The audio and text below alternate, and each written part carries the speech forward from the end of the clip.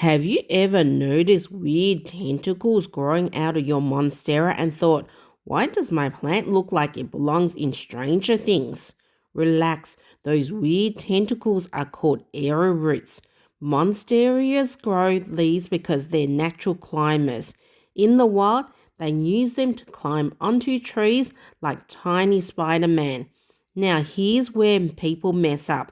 If you cut off just the arrowroots, congratulations. Now you own a useless root tentacle. That alone does not grow a new plant.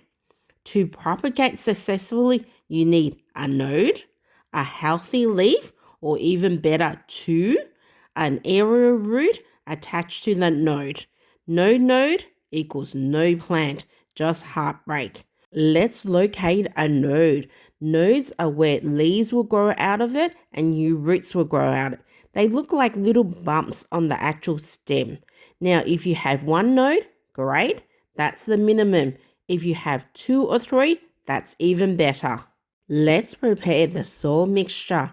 For the soil, we want something that's super chunky and airy.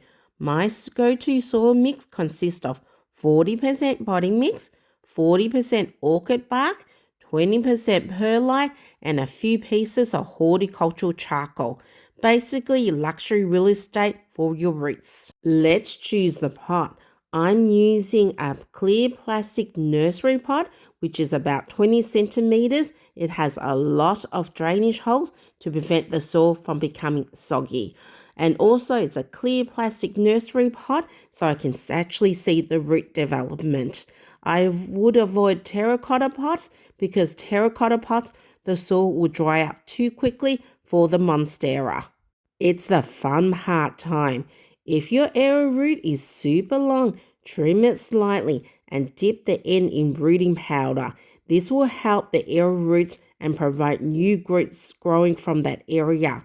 Then place the arrowroot into a pot with drainage holes and fill it up with your chunky soil mix. Grab your watering can. We're going to water where the arrowroots meet the soil. We're not going to fully moisten all the soil in the new pot because there is no roots in that area. Only water where the actual arrowroots is meeting the soil. And also I'm just using plain tap water. Nothing special here at all.